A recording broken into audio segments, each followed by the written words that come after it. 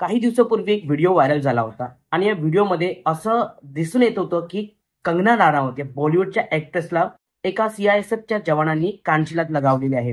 आता सर्वात महत्त्वाचा मुद्दा येथे उपस्थित होतो की या कॉन्स्टेबलने कंगना राणावतला का मारलं आणि काय गरज होती की एवढ्या वर्षाची सर्व्हिस करून सुद्धा आणि तो सर्व्हिसचा रेकॉर्ड क्लीन होता आणि त्याच्यामध्ये कुठलाही डाग नसताना सुद्धा त्यांनी आपल्या स्वतःवरती कंगना राणावतला मारून तो डाग लावून घेतला। नमस्कार मित्रांनो, मी संदीप वानकडे आणि इन्फो मराठी यूट्यूब चॅनलमध्ये आपल्या सर्वांचे स्वागत आहे। आज या व्हिडिओमध्ये आपण याच कारणांची याच गोष्टीची समीक्षा करणार आहोत आणि ही समीक्षा सामाजिक जीवनासाठी खूप महत्त्वपूर्ण असेल आणि म्हणून सर्वांनी हा व्हिडिओ शेवटपर्यंत बघा।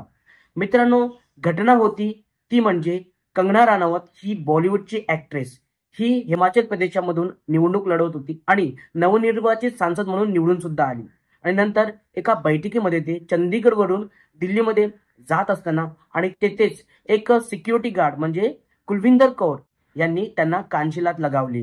आता ही कानशिलात का लगावलेली आहे त्याचं महत्त्वाचं कारण असं सांगण्यात येते की जेव्हा फार्मर प्रोटेस्ट होत होता तेव्हा कंगना राणावतने एक ट्विट केलं। तुम्ही ट्विट बघू शकता। या ट्विटमध्ये कंगना राणावतने एक आक्षेपार्ह विधान केलं।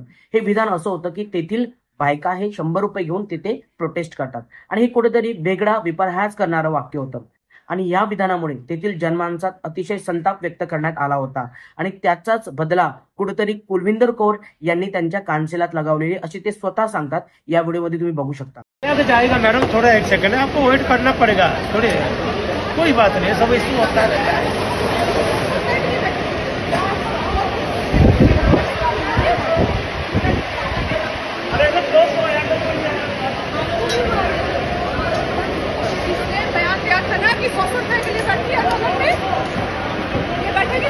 मेरी माँ बैठी थी उस टाइम जब इसने बयान दिया था।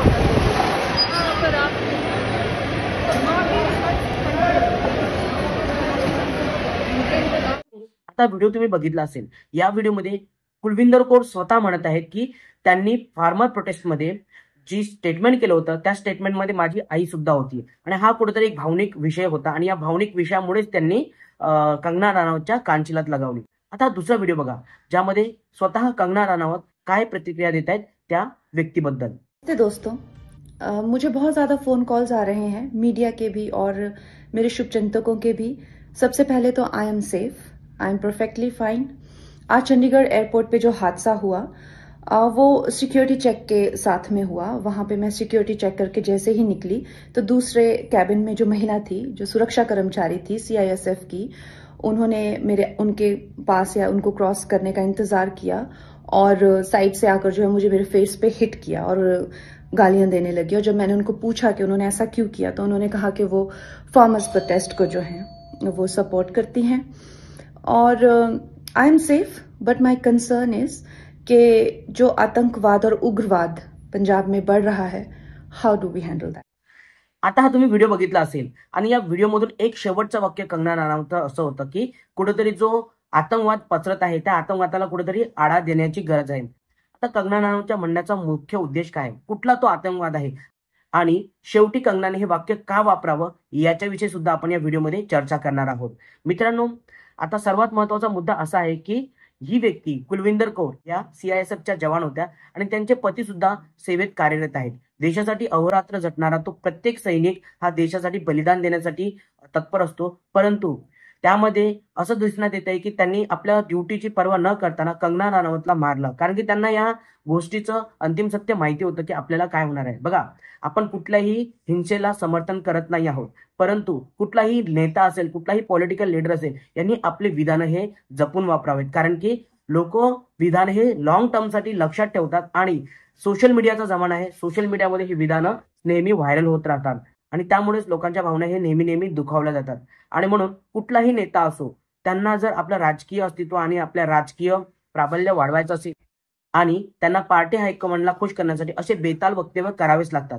परंतु कंगना राणावतने ही जी वाक्य वापरलेल्या शेवटी व्हिडिओमध्ये की आतंकवादला कुठेतरी आळा बसला पाहिजे, हे आतंकवाद म्हणजे कुठला आतंकवाद त्यांना म्हणायचं आहे आणि यामध्ये सुद्धा लोकांच्या भावना दुखवण्यासारखा एक प्रकार आहे।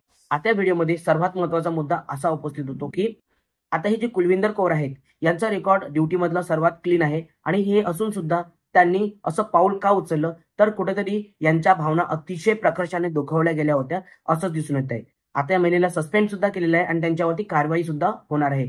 आणि यामधूनच आपल्याला असं दिसून येते की कुठलाही नेता, कुठलाही सामान्य व्यक्ती सोशल मीडियावरती कुठलंही वाक्य किंवा स्टेटमेंट वापरताना त्यांनी जबाबदारीने वापरावं, कारण की यामुळे सामान्य लोकांच्या भावना दुखावल्या जाऊ शकतात.